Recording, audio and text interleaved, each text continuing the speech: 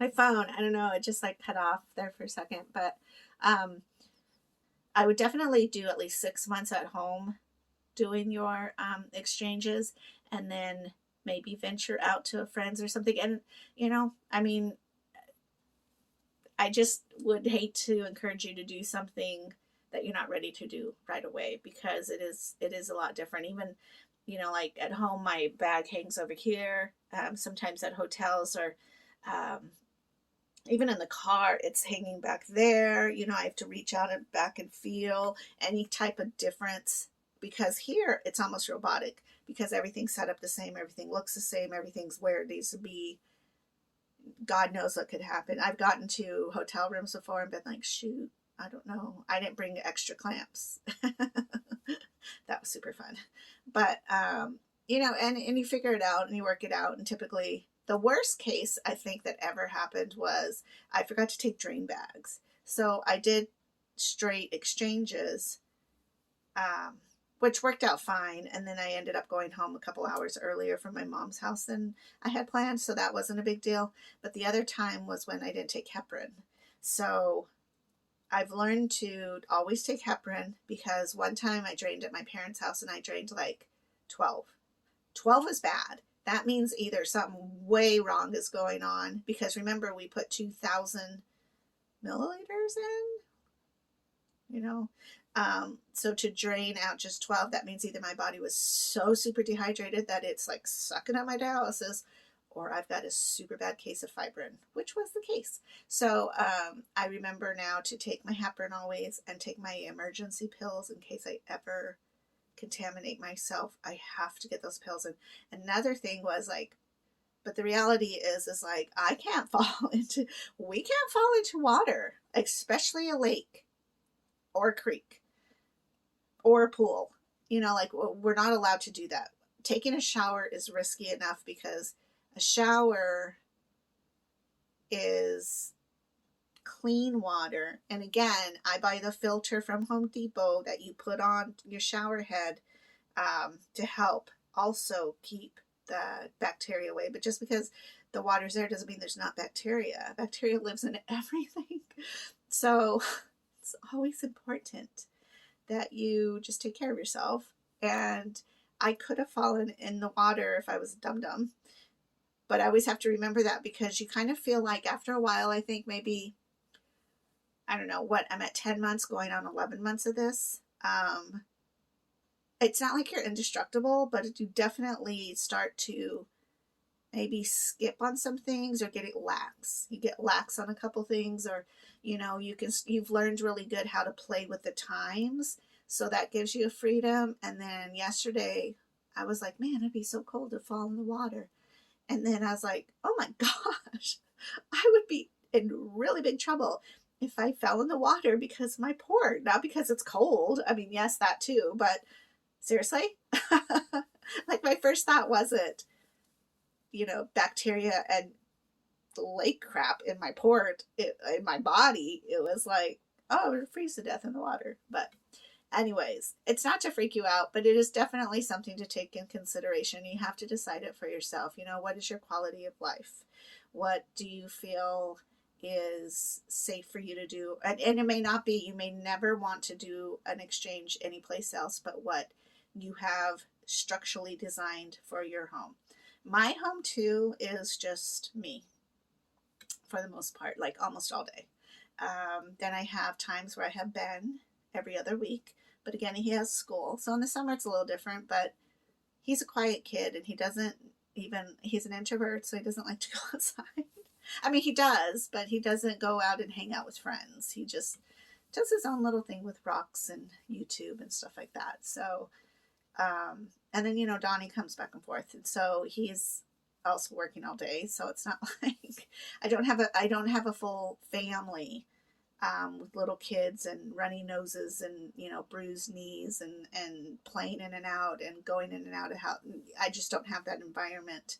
I don't even have a pet, so not yet. So I don't even have that. So my environment stays pretty stable.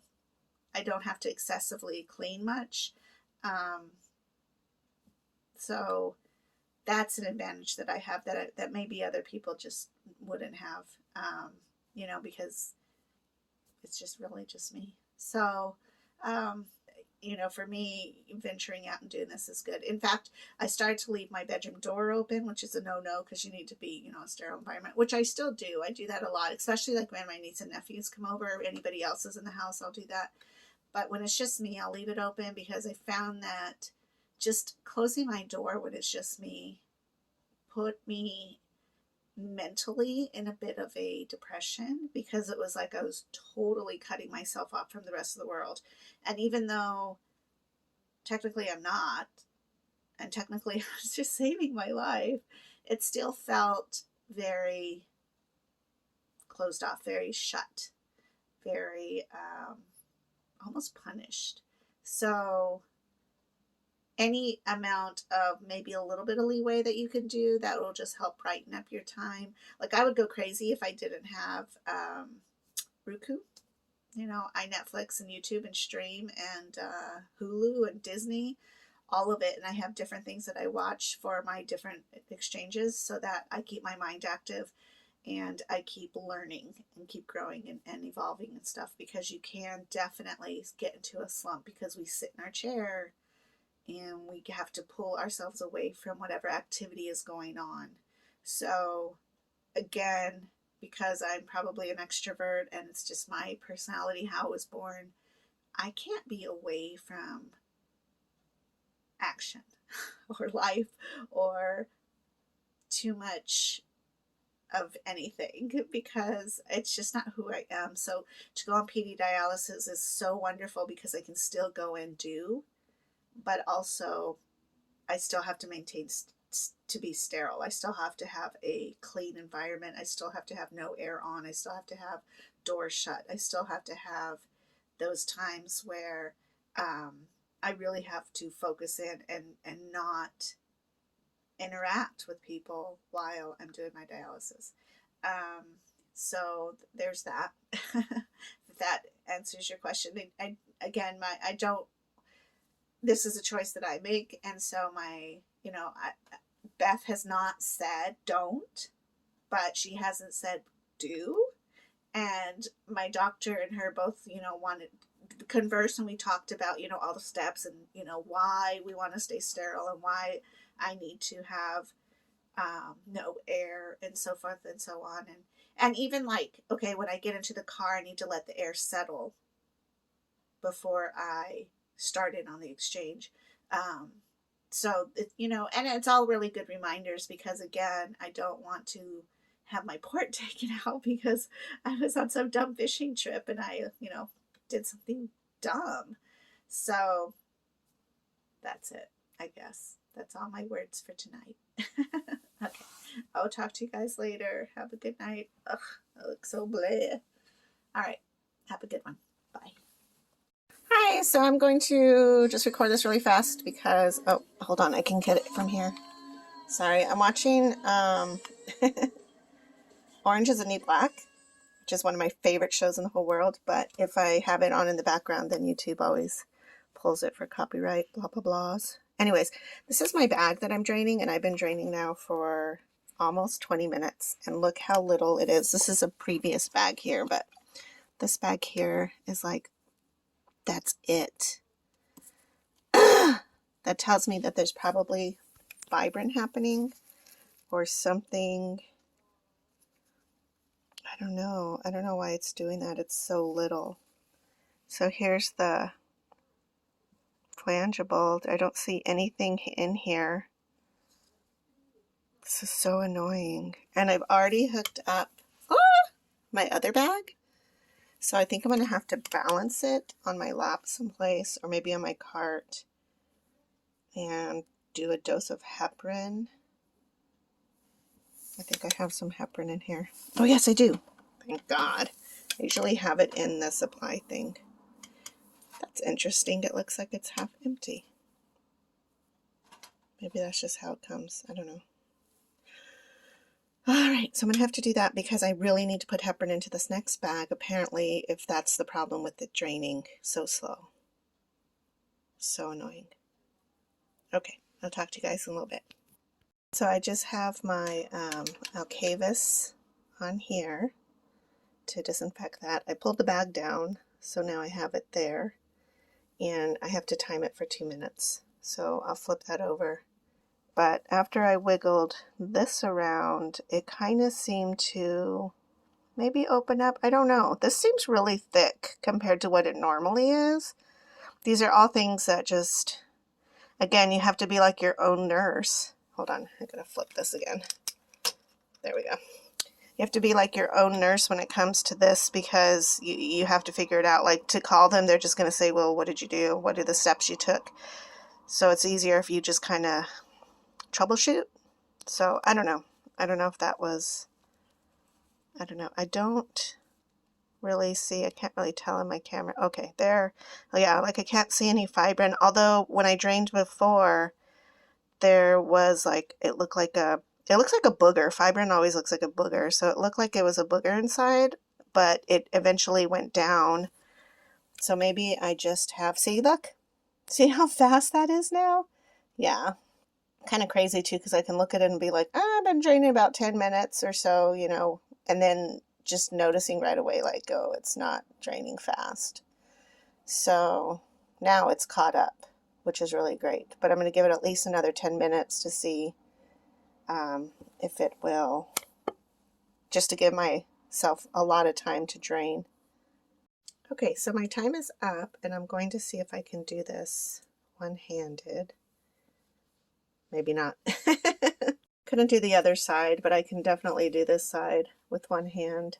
What you want to do is very carefully touch the liquid only, so that it like sucks up the extra. Then you take your needle, I'm gonna pull this off. Difficult.